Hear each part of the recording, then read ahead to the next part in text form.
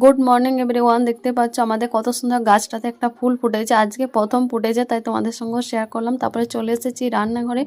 দেখতে পাচ্ছ এখন এই যে মেয়ের টিফিন দিয়ে দিলাম, টিফিন দিয়ে ও স্কুল চলে গেছে আর আমি এখন রান্না করতে চলে এসেছি। তো আজকে দেখো কি কি রান্না হয়।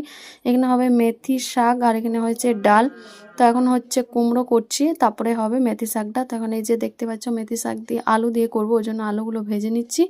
আর এই যে দেখতে পাচ্ছ এখন আমি চলে এলাম আরেকবার বাইরে। দেখতে পাচ্ছ কড়িগুলো ভাবলাম ফুটবে, তো এখন দেখছি ফুটেনি। তারপরে এই যে মেথি শাকটা বানিয়ে নিচ্ছি আলু দিয়ে ভালো করে ভেজে ভেজে। তারপরে আমি এই যে আমার নাইটিটা একটু দাবানোর ছিল, সেই জন্য দেবে নিলাম ফাঁকা টাইমে। তারপরে চলে এসেছি ডিমগুলো ছাড়াতে, কারণ আজকে ডিমের ঝোল রান্না করব। তো এখন এই যে ডিমগুলো সব ভেজে নিচ্ছি, তারপরে ভেজে আলু দিয়ে মশলা দিয়ে সব কষে নিচ্ছি। তারপরে আমাদের দুপুরে খাওয়া দাওয়া কমপ্লিট পর এখন এই যে দেখো মাসি চলে এসেছে, তারপরে আমরা খেয়ে দিয়ে বাইরে এসেছি।